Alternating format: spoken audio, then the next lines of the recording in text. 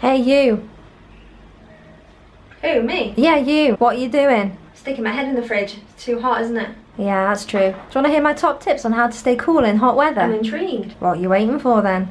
Hi everybody and welcome back to my channel, or if you are new, my name is Orlagh. And today we're going to talk about temperature.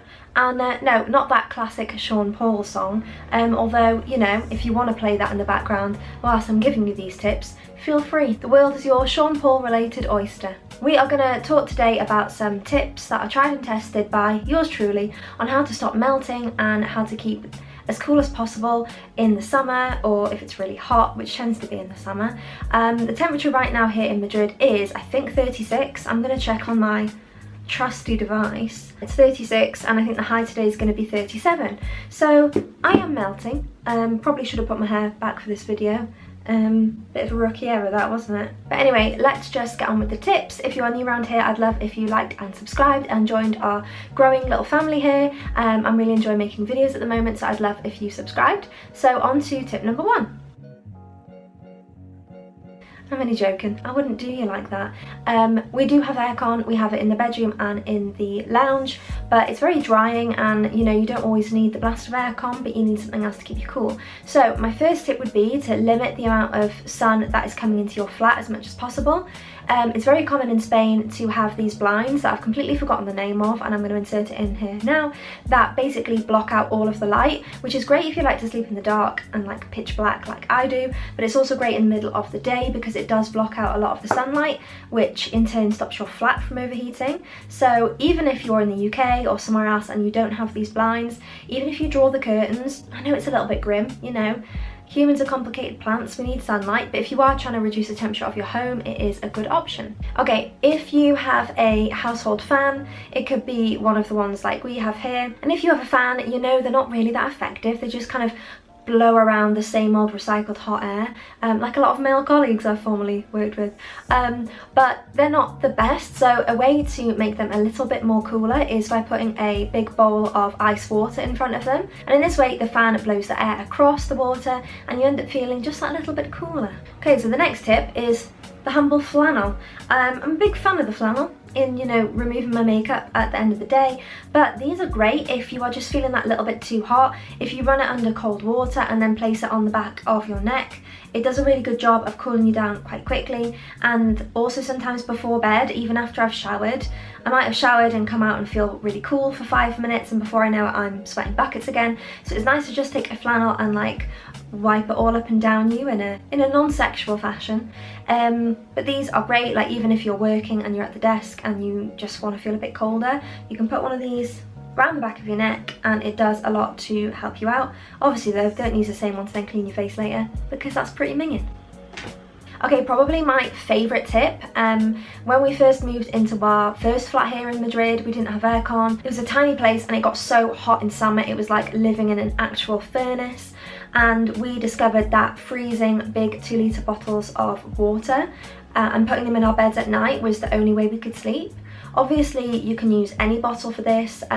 We tended to use bottles that we'd drank sparkling water from and then filled it back up with normal water and put them in the freezer, and basically you're sleeping next to massive ice cubes, which are great. In lieu of that, if you either don't want to use the plastic bottles or if you don't have them, you can go to the trusty friend, the hot water bottle, the companion of everybody during winter, probably normally of the age of 65 plus, or, you know, anybody who suffers with a lot of period pain. So during that time of the month, the hot water bottle is one of my best friends. But in the same way, you can make it hot, you can fill these up with water and put them in the freezer. Obviously just make sure you don't overfill them because, you know, ice expands and all that. Remember the lessons we learnt back in year 1 biology. So if you fill this to the top and freeze it, it probably will explode or something. So just half fill it if you're going to freeze it, and then it lasts for quite a while, and it's great to either again put in your bed or just sit and kind of hug onto as you wonder why you moved to such a hot country and such a hot climate when really in reality you don't even really like the summer. And if you don't have a hot water bottle, these kind of fresh freezery pack things are brilliant. Oh, they're so cold. We normally get these, sorry, they're freezing my hands and I can't concentrate. We normally get those in the food shop if we order some things online that are frozen, and they come with those. And you know, you can reuse these for your picnics, that's why we keep them, but they're also handy if you are rather hot. So what I tend to do, because I mean, you don't really want this touching your leg in the night, is I put them in a pillowcase or some kind of little bag. This was what our bedding came in, and then you can just have it like wrapped up as a nice cold patch, again, that you can cling to like your life depended on it, and it just takes away that like initial frosty freeze, because we don't want any chilblains around here. I don't know if you get chilblains from the cold, but yeah, you don't want frostbite. Not on a Tuesday. Not the ideal day for frostbite. This one might seem a bit obvious, but if you're looking for like a really quick way to cool down, if you run your wrists under some really ice cold water, it's really good to cool you down quite quickly. So if you're, you know, if you haven't got the time to freeze things, you know, just run your wrists under that cold water and it does help you out a lot. Another tip I'm not sure is very good for you, but I'm going to give it to you anyway, is to wear clothes that are slightly damp. Sometimes in the really hot nights where even air conditioning and everything being on hasn't helped, I've slightly dampened my pyjama top and worn it, and it actually cooled me down more than if we were just sleeping with no clothes on. So I don't know if that's healthy, to be honest. Take that with a pinch of salt. I don't want you going around with like wet bodies and getting all like diseased, but it works nonetheless. And following on from that, this tip is quite good because it feels like you're in a really crappy low budget spa. If you have some kind of bowl, like a washing up bowl, you can fill it full of ice water and put your feet in. Again, with like the wrists thing, it just helps to cool you down quite quickly. And especially if you're sitting at a desk or you need to get some stuff done that don't require your feet, pop them in the ice water, Bob's your uncle. And finally, a tip I definitely don't really do, but it could be fun if you fancy it. Just fill up a water pistol, and every time you feel hot, shoot yourself in the face.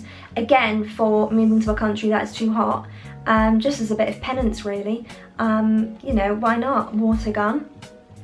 Childlike, not childish, and all that. And those are my tips. So if you haven't been able to tell, I've been so hot during this entire video. This room doesn't have air conditioning, and the other room, if I turn it on, it makes a big sound and I can't really film. So I hope these tips were useful, and let me know in the comments down below if you've got any tips on how to stay cool in hot weather.